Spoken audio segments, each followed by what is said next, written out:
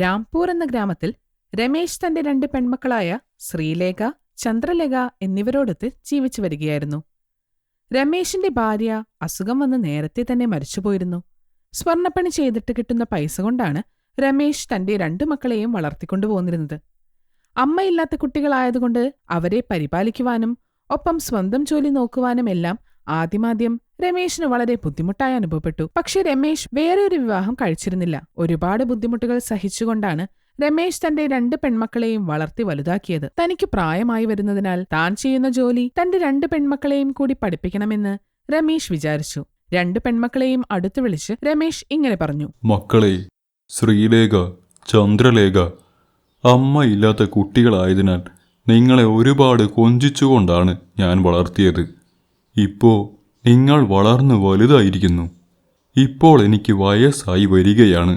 പണ്ടത്തെ പോലെ സ്വർണ്ണപ്പണികളൊന്നും ചെയ്യാൻ എനിക്ക് കഴിയുന്നില്ല. അതുകൊണ്ട് ഞാൻ നിങ്ങളെ സ്വർണ്ണപ്പണി പഠിപ്പിക്കാൻ ആഗ്രഹിക്കുന്നു. അച്ഛാ, ഞങ്ങൾ ആ പണി പഠിച്ചിട്ട് എന്ത് ചെയ്യാനാണ്? അതെ അച്ഛാ, ഞങ്ങൾ കല്യാണം കഴിച്ചു പോയാൽ ഞങ്ങളുടെ ഭർത്താക്കന്മാരല്ലേ ഞങ്ങളെ നോക്കേണ്ടത്. പിന്നെ ഇത് പഠിച്ച് വേറെ ഒരു പ്രയോജനവും ഇല്ലല്ലോ. അങ്ങനെ പറയല്ലേ മോളെ. നമ്മുടെ പൂർവികരായി ചെയ്തു വരുന്ന ഒരു കലയാണ് സ്വർണ്ണപ്പണി. ഇത് പഠിക്കുന്നതിന് നല്ല ഭാഗ്യമുണ്ടായിരിക്കണം. അതെ, അച്ഛൻ പറയുന്നത് ശരിയാണ്. പക്ഷേ ഞങ്ങളിത് പഠിച്ചിട്ട് എന്ത് ഗുണമാണുള്ളത്? കല്യാണം കഴിഞ്ഞു കഴിഞ്ഞാൽ ഭർത്താവ്, കുടുംബം, കുട്ടികൾ, ഈ തിരക്കുകളൊക്കെയല്ലേ. അങ്ങനെ ജീവിക്കേണ്ടി വരില്ലേ? ആ മോളെ, നീ പറയുന്നത് ശരിയാണ്. ഞാൻ പറഞ്ഞല്ലോ, നമ്മുടെ പൂർവികരായി നടത്തിവരുന്ന ഒരു കലയാണിത്. അതുകൊണ്ട് നിങ്ങളും ഇത് പഠിച്ചിരിക്കണം. നാളെ നിങ്ങൾക്ക് മക്കളായാൽ അവരെ കൂടി ഇത് പഠിപ്പിക്കണം. ഞാൻ പറയുന്നത് നിങ്ങൾ മനസ്സിലാക്കൂ. ശരി അച്ഛാ, പഠിപ്പിച്ചു തരൂ, ഞങ്ങൾ പഠിക്കാം. പഠിപ്പിക്കണമെങ്കിൽ ചേച്ചിയെ പഠിപ്പിച്ചോളൂ, എനിക്ക് പഠിക്കണ്ട. രമേശ് സ്വർണ്ണപ്പണിയുടെ എല്ലാ വിദ്യകളും കുറുക്കുവഴികളും തന്റെ മകളെ പഠിപ്പിക്കുന്നു. തന്റെ അച്ഛൻ പറയുന്ന എല്ലാ കാര്യങ്ങളും ശ്രീലേഖ വളരെ ശ്രദ്ധാപൂർവം പഠിച്ചെടുക്കുന്നു. വളരെ കുറച്ചു സമയം കൊണ്ട് ശ്രീലേഖ എല്ലാം പഠിച്ചെടുത്തു. തന്റെ ചെറിയ മകൾ ചന്ദ്രലേഖയെ അടുത്ത് വിളിച്ചുകൊണ്ട് രമേശ് ഇങ്ങനെ പറയുന്നു: മോളെ, ഈ പുസ്തകം നിന്റെ കയ്യിൽ വെക്കൂ. ഈ പുസ്തകത്തിൽ സ്വർണ്ണപ്പണി എങ്ങനെ നന്നായി ചെയ്യാം എന്നതിനെക്കുറിച്ചുള്ള എല്ലാ വിവരങ്ങളും അടങ്ങിയിട്ടുണ്ട്. നാളെ നിന്റെ മക്കൾക്കെങ്കിലും ഇത് ഉപകാരപ്പെടും.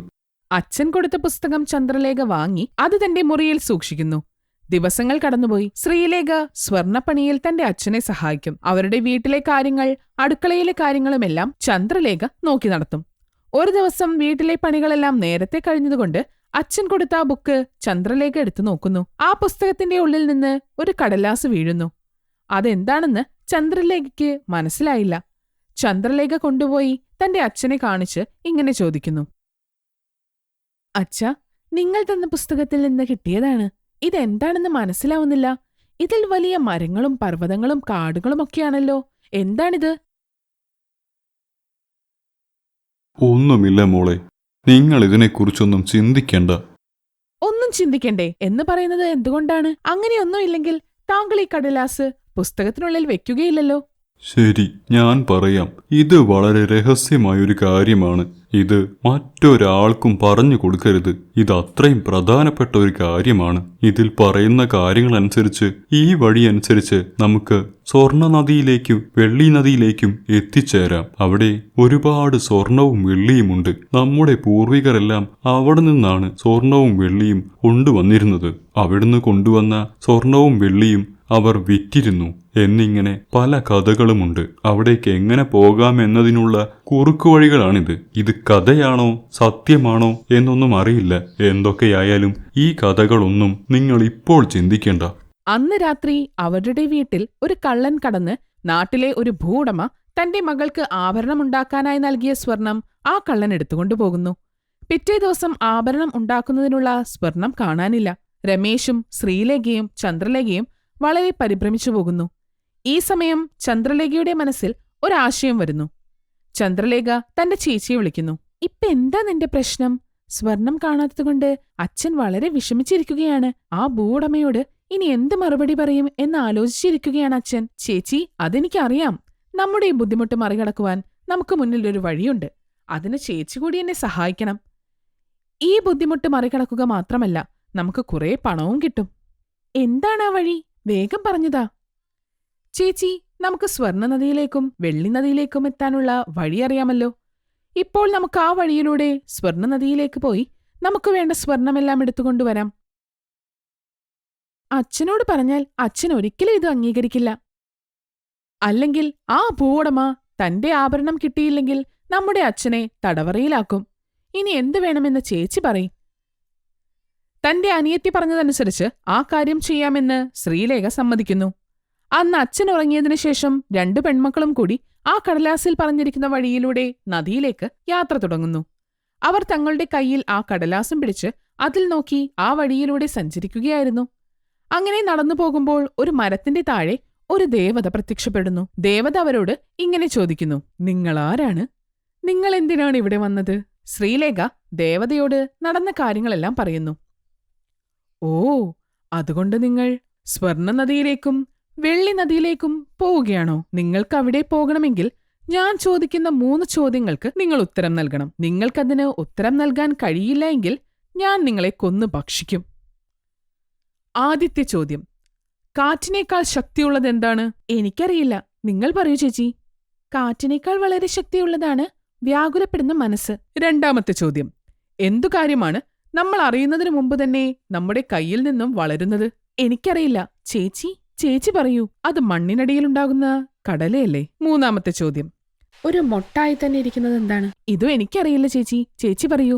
അത് ഗ്രാമ്പും. 3 ചോദ്യങ്ങൾക്കും ശ്രീലേഖ ഉത്തരം പറഞ്ഞു. അതുകൊണ്ട് ദേവത അവർക്ക് സ്വർണ്ണ നദിയിലേക്കും വെള്ളി നദിയിലേക്കുള്ള വഴി കാണിച്ചു കൊടുത്തു. അങ്ങനെ അവർ നടന്ന് നടന്ന് സ്വർണ്ണ നദിയിലേക്കും വെള്ളി നദിയിലേക്കും എത്തിച്ചേർന്നു. സ്വർണ്ണ നദിയും വെള്ളി നദിയും കണ്ട് അവർ ഒരുപാട് സന്തോഷിച്ചു. പെട്ടെന്ന് സ്വർണ്ണ നദിയിലേക്ക് പോയി അവിടെ നിന്ന് സ്വർണം എടുത്തുകൊണ്ടുവരാനുള്ള തയ്യാറെടുപ്പിലായിരുന്നു. ഈ സമയം സ്വർണ്ണ നദി ഇങ്ങനെ പറഞ്ഞു, ആരാണ് നിങ്ങൾ? എന്തിനാണ് എന്റെ സ്വർണം എടുത്തുകൊണ്ടു പോകുന്നത്? ഈ സമയം ശ്രീലേഖ എല്ലാ കാര്യങ്ങളും സ്വർണ്ണ നദിയോട് പറഞ്ഞു. ഇത് കേട്ടപ്പോൾ സ്വർണ്ണ നദി പറഞ്ഞു, നിങ്ങൾക്ക് എത്രയാണ് സ്വർണം ആവശ്യമായി വേണ്ടത് അതിനുള്ള സ്വർണം മാത്രം എടുക്കുക. അത് കേട്ട് ശ്രീലേഖ ഉടമയുടെ ആഭരണത്തിന് കൊടുക്കാനുള്ള സ്വർണം മാത്രം എടുത്തു. ഈ സമയം ചന്ദ്രലേഖ ഇങ്ങനെ പറഞ്ഞു, ചേച്ചി കുറച്ചുകൂടി എടുക്ക്. നമ്മളല്ലെങ്കിലും വളരെ ബുദ്ധിമുട്ടിയല്ലേ ഇരിക്കുന്നത്. അതുകൂടാതെ തന്നെ അച്ഛന് നമ്മുടെ 2 പേരുടെയും കല്യാണം കഴിപ്പിച്ചു വിടേണ്ടതല്ലേ. അച്ഛന്റെ കയ്യിൽ പണമില്ലാത്തത് കാരണമാണ് ഇതുവരെ നമ്മുടെ കല്യാണം നടക്കാത്തത്. നീ പറയുന്നത് സത്യമാണ് അനിയത്തി. പക്ഷേ ഇപ്പോൾ നമ്മുടെ ഏറ്റവും വലിയ ആവശ്യം ഭൂവുടമയുടെ സ്വർണം തിരികെ കൊടുക്കുക എന്നതാണല്ലോ. 2 മക്കളും ആവശ്യമുള്ള സ്വർണം മാത്രമെടുത്ത് വീട്ടിലേക്ക് തിരിച്ചു നടന്നു. തന്റെ അച്ഛനോട് എല്ലാ കഥകളും അവർ വിവരിച്ചു. സ്വർണം കിട്ടിയപ്പോൾ ആ സ്വർണം വെച്ച് ഭൂവുടമയ്ക്കുള്ള ആഭരണം തയ്യാറാക്കി അദ്ദേഹത്തിന് കൊടുത്തു. അവർ സമാധാനത്തോടുകൂടി ഇരിക്കുകയായിരുന്നു. ഈ സമയം അകത്തുനിന്ന് ഉറക്കെ ചന്ദ്രലേഖയുടെ ഒരു ശബ്ദം കേട്ടു. എന്താണെന്ന് നോക്കുവാനായി രമേശും ശ്രീലേഖയും അകത്തേക്ക് ചെന്നു. സ്വർണം കൊണ്ടുവന്ന ആ സഞ്ചിയിൽ അവർ വീണ്ടും സ്വർണം കണ്ടു. അതെത്ര സ്വർണമുണ്ടായിരുന്നു അതെല്ലാം പുറത്തേക്കെടുത്തു. ആ സഞ്ചി അക്ഷയപാത്രം എന്നതുപോലെ വീണ്ടും വീണ്ടും അത് നിറഞ്ഞുകൊണ്ടേയിരുന്നു. അങ്ങനെ അവർ അത് വിറ്റ് കിട്ടിയ പണം കൊണ്ട് രമേശ് 2 മക്കളുടെയും കല്യാണം നടത്തി.